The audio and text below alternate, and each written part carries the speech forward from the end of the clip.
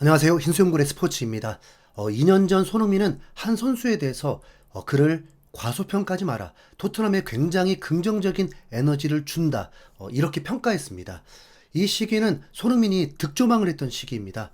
겨울 이적 시장을 통해서 이적하고도 18경기, 5골, 8도움을 올리면서 두 자릿수 공격 포인트를 기록하면서 정말 긍정적인 에너지를 불어 넣어줬죠. 바로 클루셉스키에 대한 평가입니다. 당시 클루셉스키, 벤탄쿠르가 없었다면 토트넘은 4위에 오르는 건 불가능했을 것입니다. 그때 클루셉스키는 팀을 돕는 역할에 굉장히 적극적이었습니다. 마지막 손흥민의 득점왕을 돕기 위해서는 누가 봐도 본인이 골을 넣어야 할 찬스에도 손흥민에게 주기 위해서 스스로 바보의 길을 선택했을 정도입니다. 그때 솔직히 정말 좋아했습니다. 근데 갑자기 콘테가 전술을 바꾸더니 탐욕왕 클루셉스키가 되었고, 아무리 봐도 손흥민과 연계 플레이가 너무 없고 오른쪽 윙어로서 단점만 보이기 시작했습니다. 클루셉스키가 탐욕을 보이자 팀도 망했습니다. 20% 정도의 지분은 있다고 봅니다. 엔지 감독 체제에서 클루셉스키는 존슨과 함께 오른쪽 윙어로 출전을 시켰지만 당연히 엔지 감독이 팀을 정비하는 과정이었고 1년을 겪은 후에 엔지 감독은 결단을 합니다. 클루셉스키는 중앙이 더 잘 어울린다. 이번 시즌 6라운드까지 치르면서 클루셉스키는 3명의 미드필더 중 한 자리를 맡게 됩니다. 지금 토트넘은 대부분 선수들이 고정된 포지션을 맡는 선수가 거의 없습니다. 골키퍼는 박스를 벗어나 수비를 하고, 센터백이 미드필더 공격수가 되고, 풀백이 윙어가 되고, 미드필더가 공격수가 되고, 윙어가 수비를 하고, 윙어가 스트라이커를 하고, 공격수가 2선까지 내려와 있기도 합니다. 부상 문제로 라인업 구상에 문제가 생길 수 있을 때 선수들은 본래에 익숙한 포지션이 아닌 다른 포지션을 맡기도 해야 합니다. 그런 걸 대비해서 지금 선수들은 멀티 포지션을 소화할 수 있게 만들었습니다. 그런데 라인업의 변화가 없다는 전제로 토트넘의 베스트 11 미드필더는 메디슨, 클루셉스키, 비수마옥은 벤탄쿠르가 되었습니다. 엔지 감독은 클루셉스키와 메디슨의 공조를 선택했고 개막전부터 실행에 옮긴 건 아니었습니다. 2라운드 에버턴전에 가볍게 시도해 봤더니 4대0 대승을 거둬버립니다. 그리고 아직 확신까지 가질 수는 없었는지 3라운드 뉴캐슬을 상대로는 변화를 주고 2% 아쉬움으로 압도를 하고도 패배했는데, 엔지 감독의 아쉬움이라는 건 왜 골이 안 나오고 압박이 약해지는 거냐라는 고민이었는데, 아스날전에 다시 한번 클루셉스키를 미드필더로 출전시킵니다. 수비가 가장 강하다고 평가받는 우승 후보에게 세트피스 실점으로 패배한 겁니다, 여러분. 강팀에게 패배한 걸 감독 경질 거론할 수는 없는 거죠. 4경기에서 2패를 당하면서 시작은 결코 좋은 분위기가 될 수 없지만 엔지 감독은 더 확신을 했습니다. 클루셉스키, 메디슨의 공존 말입니다. 본래 축구 감각, 축구 지능도 뛰어난 플레이어들이었는데 이 두 선수가 합이 더 맞아 떨어지면서 팀의 퀄리티를 대폭 상승시켜버렸습니다. 개인적으로 클루셉스키의 미드필더 변신은 엔지 감독의 대성공이라고 봅니다.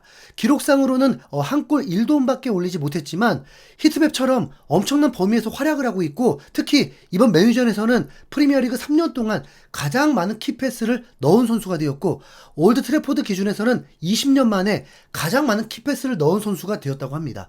클루셉스키와 메디슨은 중앙 미드필더이면서도 공격형 미드필더가 가능한 플레이어로 시즌을 시작하고 있습니다. 포메이션으로 보면 4-3-3이나 4-1-4-1 포메이션인데 그냥 제가 보기엔 신기에 가까운 2-1-6-1 같은 전술로 보일 정도입니다. 포지션의 변화로 인해서 분명 골을 넣고 싶다고 할 때는 공격수 역할을 할 때보다 슈팅이 줄어들 수 있습니다. 맨유전에서도 슈팅은 한 번이었어요. 그러나 볼터치가 61번이었고 메디슨은 볼터치가 69번이었습니다. 서로 분배가 매우 잘 되어 있는 거죠. 이 터치들 중에 10%만 키패스가 들어가도 엄청난 공격 찬스를 만들어낼 수 있습니다. 거기다 이 선수들은 탈압박이 가능하고 시야도 좋기 때문에 상대 선수들이 막기 정말 힘들 수밖에 없습니다. 쉽게 말하면 맨유가 크리스탈 팰리스를 상대로 좋은 경기력을 선보이면서 비겼던 레벨과 토트넘 미드필더 레벨이 훨씬 좋다는 겁니다. 맨유가 전반전 토트넘에게 상대가 안 된 건 맨유가 못한 게 아니라 그냥 토트넘이 너무 잘한 거죠. 그게 벌써 3연속 클루셉스키, 메디슨, 미드필더 출격의 성과입니다. 전문가들은 맨시티, 아스날이 우승 후보라고 하면서 전승, 무패를 전망한 것이 아닙니다. 패배할 수 있다니까요. 리버풀은 이미 홈에서 노팅엄에게 패배했고 이번 6라운드에서 울버햄튼에게 겨우 승리를 했더니 게리 네빌은 아무리 봐도 리버풀은 우승 후보라고 볼 수 없는 경기력이라고 했습니다. 1위로 5승 1패 성적을 거두고 있는데도 말이죠. 토트넘은 메디슨이 2명이고 클루셉스키가 2명은 아닙니다. 많은 경기를 치러야 해서 이 2명이 계속 선발 출전하는 경기는 줄어들 수 있습니다. 하지만 빅매치들, 꼭 이겨야 하는 경기들에서 클루셉스키의 중앙 미드필더 변신은 토트넘의 레벨을 분명 한 단계 업그레이드 시켰습니다. 앞서 2년 전 클루셉스키의 활약을 전했던 이유가 있는데 클루셉스키가 골에 집중하는 게 아니라 팀을 돕는 데 집중하게 되면 그 팀은, 그 경기는 정말 퀄리티가 높아진다는 것입니다. 그래서 클루셉스키가 19살에 세리에 중하위권 파르마에서 뛰고 있을 때 인터밀란, 유벤투스가 영입하려고 경쟁을 했고 유벤투스가 영입에 성공한 후에 첫 시즌 만에 합격점을 받았습니다. 그럼 왜 합격인데 토트넘으로 임대를 떠나보내냐라고 생각하는 분들이 있을 텐데 바로 이 포지션 문제 때문이었고 토트넘에 왔을 때도 21살이었습니다.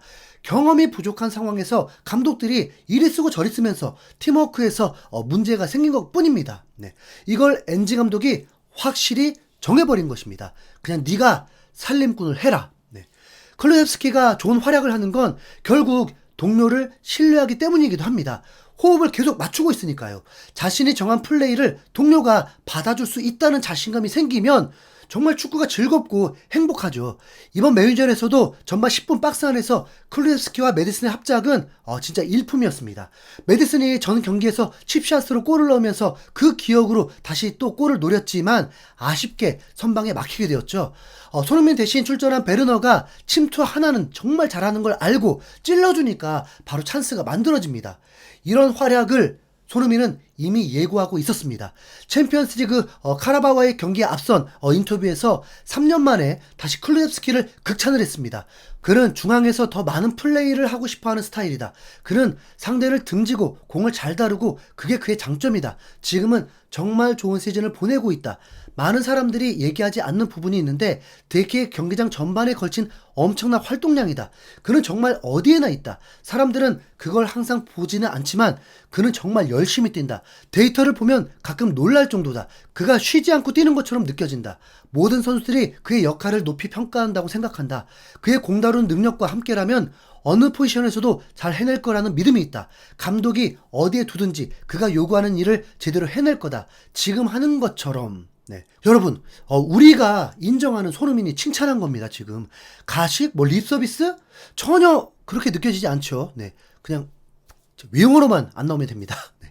그리고 맨유 경기 후 제이미 레드냅은 토트넘은 용감한 팀이다. 포스테코글루 감독은 이브 비수마를 수비형 미드필더로 기용할 수도 있었지만 그는 위험을 감수했다. 손흥민이 오늘 경기에 나섰다면 토트넘이 6골을 넣었을 것이다. 정말 좋은 장면이 몇 차례 있었기 때문이다.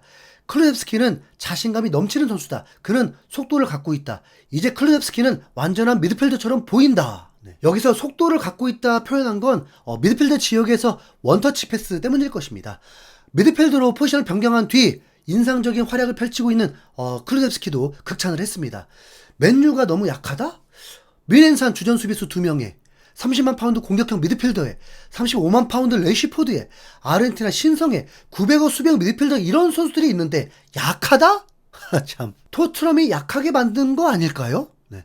올 시즌은 토트넘 유니폼을 입는 손흥민의 마지막 시즌이 될 수 있습니다. 자, 우승만 시키면 떠납니다. 네, 여러분. 우승을 위해 손흥민 편에 서주십시오. 손흥민의 회복이 급선무인데 우선 부상자 명단에 10월 3일에 돌아올 수 있다고 떴습니다. 네. 그렇다면 유로파 리그에서 쉬더라도 브라이튼 리그전에 복귀가 가능하다는 거죠. 근데 설마 진짜 유로파 리그에 출전시키진 않겠지? 진짜 또 쩌리들과 진짜 그건 아닌데. 그건 아닌데. 네. 여러분, 손흥민을 위해 토트넘 응원 부탁드립니다. 이상 흰수염고래였습니다. 감사합니다. 여러분 공감하신다면 엄지척 이 표시에 지금 좀 눌러주십시오. 감사합니다.